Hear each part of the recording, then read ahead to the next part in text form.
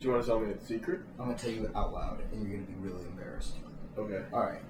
So the other day, you said that to balance the Force, they should allow the light and the dark side to exist. Yeah. That they need to accept that.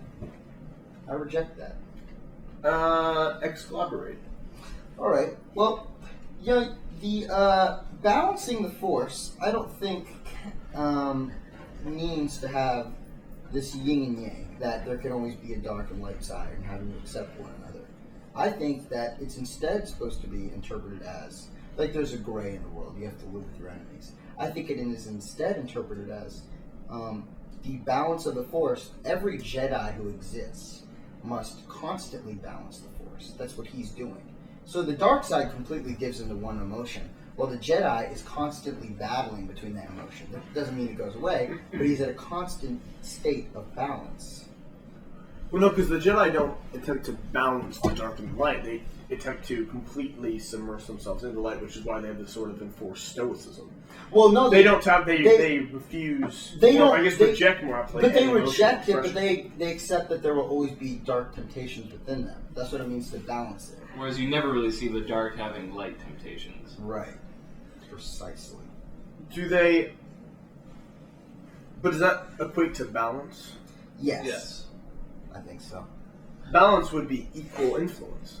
Well, maybe in like some kind of global setting. Because ultimately, if they might accept that the dark can arise, but they're still trying to quash it in favor of one side. They say quash it, but they don't ever actually get rid of the dark part of them.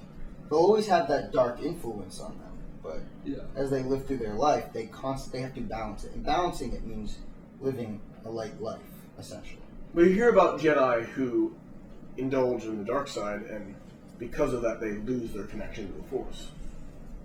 Yes, they lose their connection because they fall. No, they'll just be influenced by it in like an isolated instance, and that will sever their connection to the Force.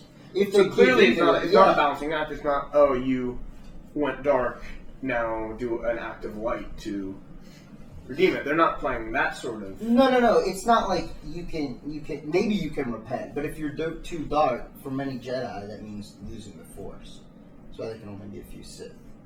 So just existing with the Sith, I think, contradicts balancing it, because then there'll always be that push to be as vile as possible. But I think balance is unattainable unless there's Sith.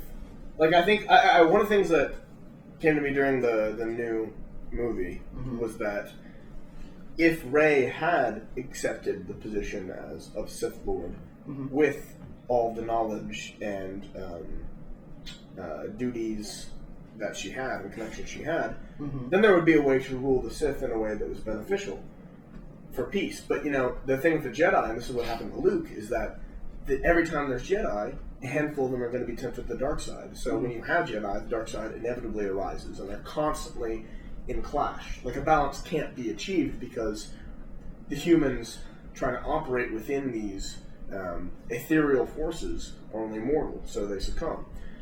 But if you had two people that just fully embrace both sides with the same goal, then there could be balance, because none of them would be tempted by the other. They would just understand the other's existence. Well, I disagree, because the mere fact that the dark side exists, it's like multiplying by a negative, would wipe out the light side. So when they say balance the Force, they mean a person who can literally... Well, what the Jedi originally think, is that it just means a really, really powerful Jedi, like Luke, the Skywalker. But in reality, what we learn at the end of the story, it's someone who is pulled as far to the dark side as possible, and by the end is able to pull themselves back. So the person who has the greatest dark pull and is still able to be a Jedi, in turn balances the Force. Because that means, even at its most extreme, the Force can still be pulled back. So that's what I think that's the story of Star Wars. That's an interesting interpretation. Yeah. What do you guys think? Well, I agree that it leans and lends itself more to...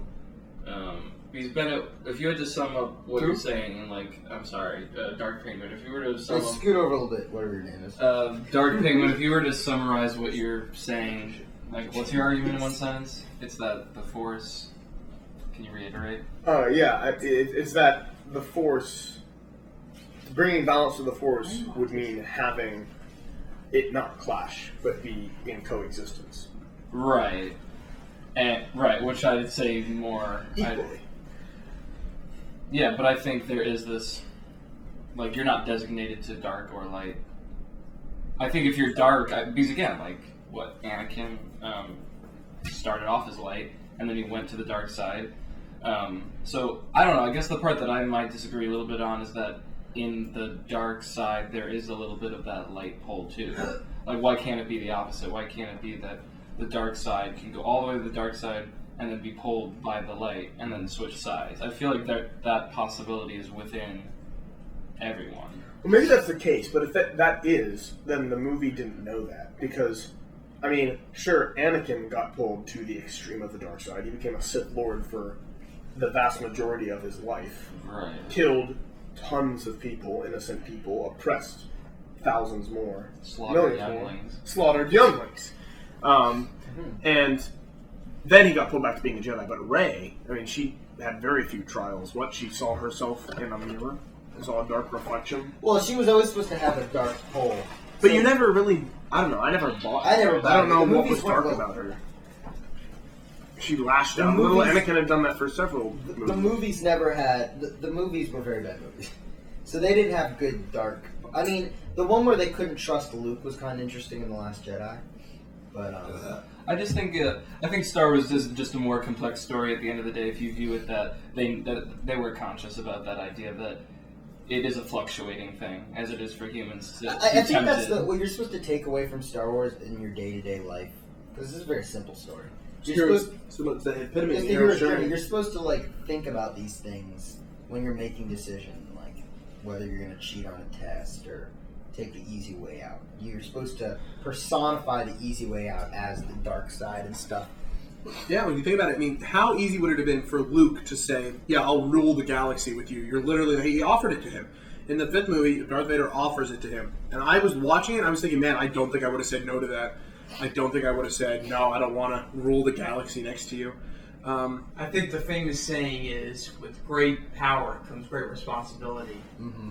And I think that's very well articulated in Spider-Man with Tobey Maguire. That was a good movie, and they say it out loud, too. They do, it's It's true. literally articulated. I mean, I read, I think it was you who told me, Emperor, that that George Lucas, you know, some of the expanded universe stuff is kind of like, oh, you know, you need a little bit of the dark side and the light side to balance your life. But George Lucas's original interpretation of Star Wars was not that. It was that the dark side is bad and the Jedi are good. Yeah. I think that's a little. Which bit is, I was talking to... I think it's a little too black and white. Exactly. But clearly we were talking about how you're the worst version of a human. Clearly he went back on that It's really because talking of the about prequels. He clearly tried to introduce some complexity to the prequels. yeah. Clearly had a lot in his head. Well, you know what I think it is? I think with the prequels, with the Separatists, and with the Jedi taking over, I think the idea is that the original battle between light and dark is very simplistic, but the politics around it can be very confusing. That's why it's hard to make a right decision in the real world. Like, it's hard to say the Separatists are wrong. I mean, they had a reason for wanting to do what they are. But ultimately, their motivations for it were still Sith-inspired. So the actual politics of the world can change and be muddled, but the essence doesn't. I agree with that. Thank you. So I think our